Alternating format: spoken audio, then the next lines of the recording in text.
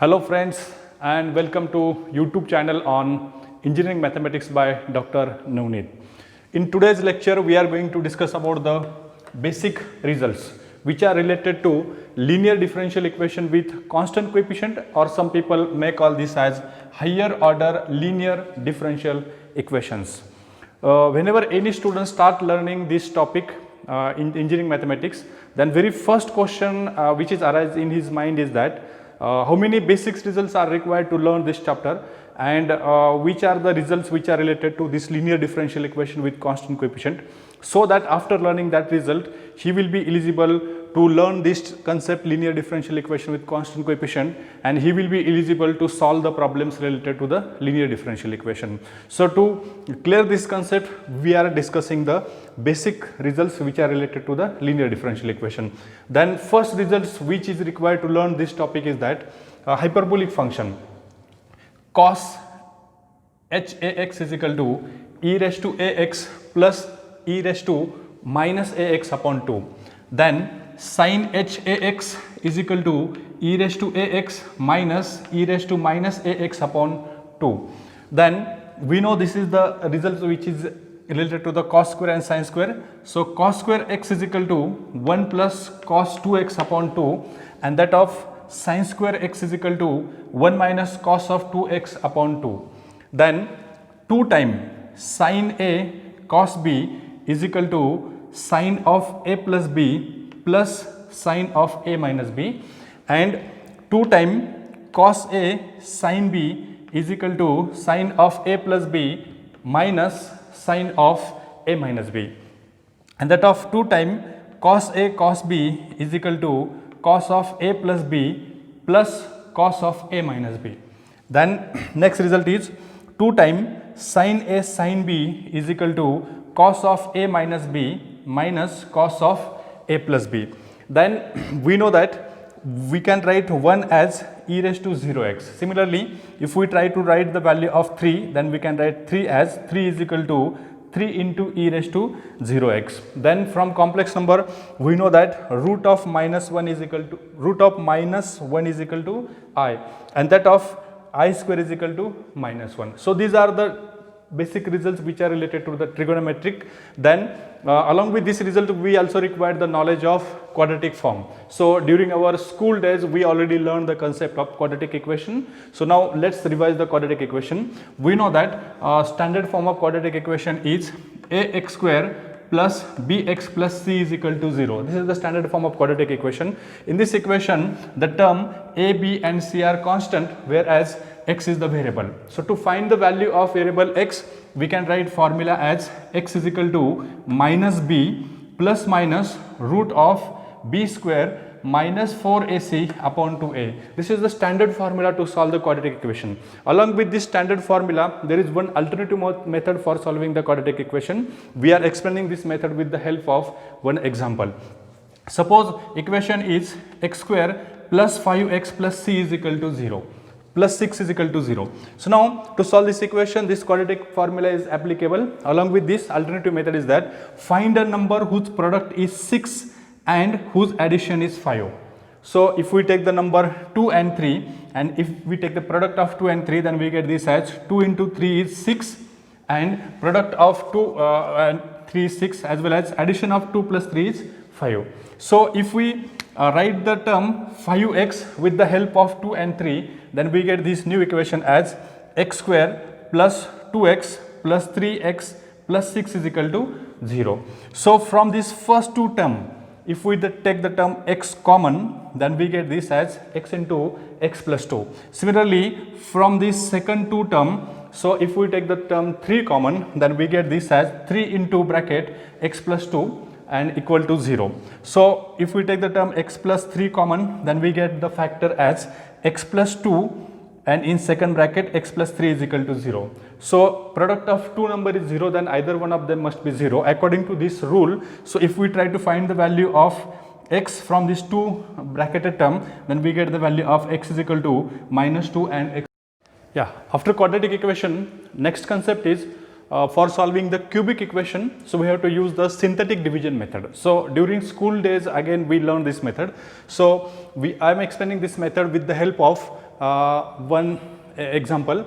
Suppose example is, so find the root of cubic equation x cube plus 7x square plus 16x plus 10 is equal to 0. So according to the synthetic division method, so first write down this in terms of these lines, then arrange this term of x according to the decreasing power of x. In this equation, power of x is always in decreasing, so this is cubic term, square term, power of x is 1 and power of x is 0. So then write down the coefficient of this equation. So coefficient of x is 1, coefficient of x square is 7, coefficient of x is again 16, and coefficient of next term is 10. So then take factor as minus 1. So take this one as it is. So 1 into minus 1, we can get here minus 1.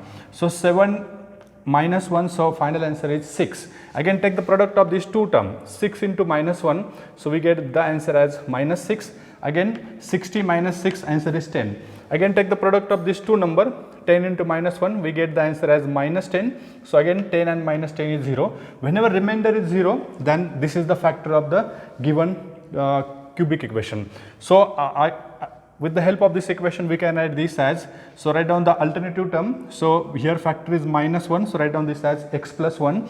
Then 1, 6 and 10 we can write according to the quadratic form as x square plus 6x plus 10.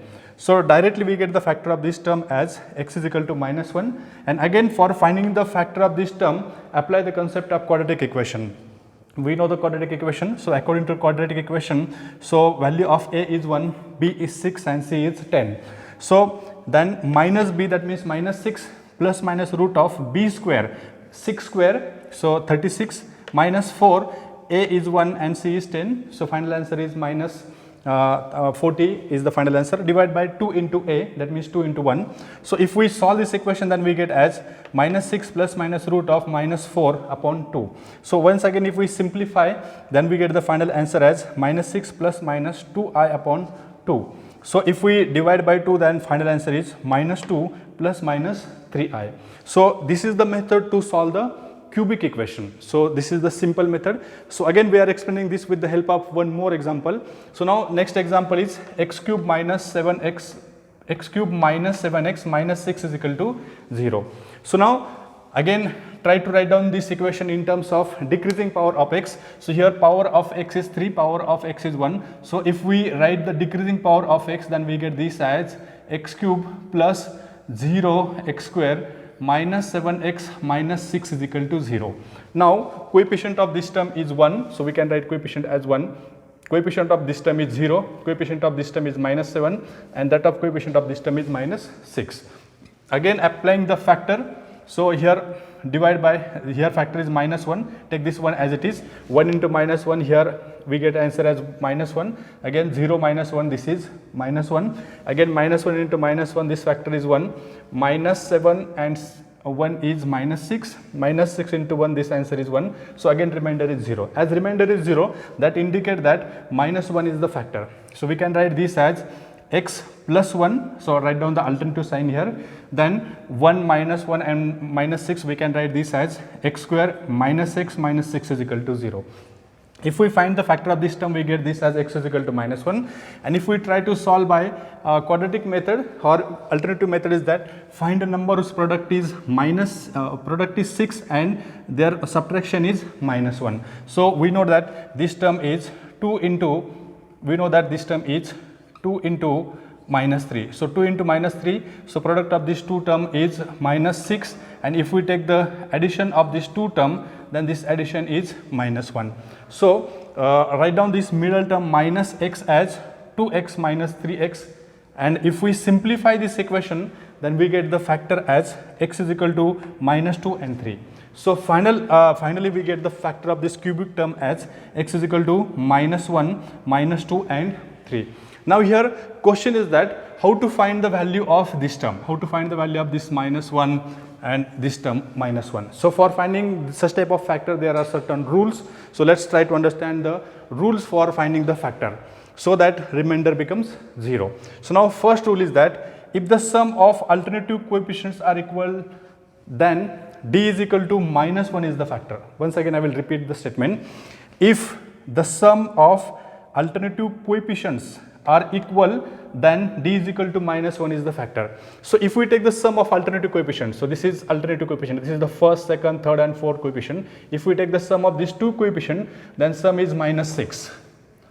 Then sum is minus 6. Again, if we take the sum of these two alternative coefficients, that sum is also minus 6. That indicate that d is equal to minus 1 is the factor. So that's why here d is equal to minus 1 is the factor. Again, if we see this example, then sum of alternative coefficient is 1 and 60, that means 70, and sum of second and fourth coefficient is again 7 and 10 is 17. That means alternative coefficients and alternative coefficient sum is equal. That's why d is equal to minus 1 is the factor. So second rule is that if the sum of all coefficients, so this word is important, all coefficient is 0. If sum of all coefficient is 0, then d is equal to plus 1 is the factor. So that is the second rule. And if d is equal to minus 1, d is equal to plus 1 are not the root, if these two factors, these are not the root of the equation, then try by the divisor of the last number. So divide the last number, and whatever divisor we are getting, that is the factor of the equation according to the synthetic division method. After quadratic equation and cubic equation, now let's try to understand the method of solving the equation of fourth power. So for the fourth power equation, how to solve the equation of order fourth? Then for such type of equation, adjust the perfect square of the equation. So again we are explaining this with the help of three different example. So first example is that, suppose if we wish to solve the example x raised to 4 minus 1 is equal to 0, then adjust the power of x raised to 4 and minus 1 as, so write down x raised to 4 as x square its square minus, write down this 1 as 1 square its square is equal to 0. And we know that according to the basic results, a square minus b square is equal to a plus b and a minus b. If we apply this concept here, then we get this as a plus b and this is a minus b. So this is x square plus 1, x square minus 1 is equal to 0. So product of two number is 0, that means either one of them must be 0. So if we take this term is equal to 0 and if we take this term is equal to 0, and after that, so x square plus 1 is equal to 0, that indicate that x square is equal to minus 1, and x square minus 1 is equal to 0, that implies that x square is equal to plus 1. Again, if we solve this equation, then we get x is equal to root of minus 1. So again, we know that root of minus 1 means I, that means x is equal to plus minus I is the value. If we solve this equation, x square is equal to 1, that means here the value of x is equal to root of 1. So that means x is equal to plus minus 1. So this is the first method for solving the equation of fourth order, where we adjust the square term. Now second method for solving the fourth order equation is that, so here we will take second example. So example is x raised to 4 plus 8x square plus 16 is equal to 0. Now if we observe this equation carefully, then this equation is the perfect square of x square plus 4 its square. So now adjust this term as x square plus 4 its square. So again, this is the product of these two terms, x square plus 4 into x square plus 4 is equal to 0. So then again, if we equate these two terms equal to 0, and if we try to solve this equation, then we get this as x square is equal to minus 4, and from this equation we get x square is equal to minus 4. That means we get the root as x is equal to plus minus 2i. Again, from this equation we get the root as x is equal to plus minus 2i. So this is the second method for solving the fourth order equation, where this term is the perfect square of some fixed number. So that is the second method. Now third method we are explaining with the help of next example. Now consider the equation x raised to 4 plus 5x square plus 4 is equal to 0. If we observe this equation carefully, then this method, that means making the square of any number, is not applicable. Again, this equation is not the perfect square like this equation. Then in this case, adjust the middle term. So if we adjust the term 5x square as 4x square plus x, then we can easily find the factor of this term. So then if we write 5x square as 4x square plus x, then from this first two term, so from this first two term, if we take the term x square common, then we get this as x square plus 4, and from this second two term, if we take the term 1 common, then remaining term is x square plus 4, right? Then after rearranging this term, we get this as x square plus 1, and second this factor is common, which is x square plus 4 is equal to 0. If we solve this equation, then we get the value of x as plus minus I, and from this second equation we get the value of x is equal to plus minus 2i. That means there are three different methods for solving the fourth order equation. First method is that making the adjustment of square. Second, this equation may be perfect square of some factor, and if we adjust the middle term, then we can easily get the factor of this equation. So friends, I hope you like this lecture. Thanks one and all.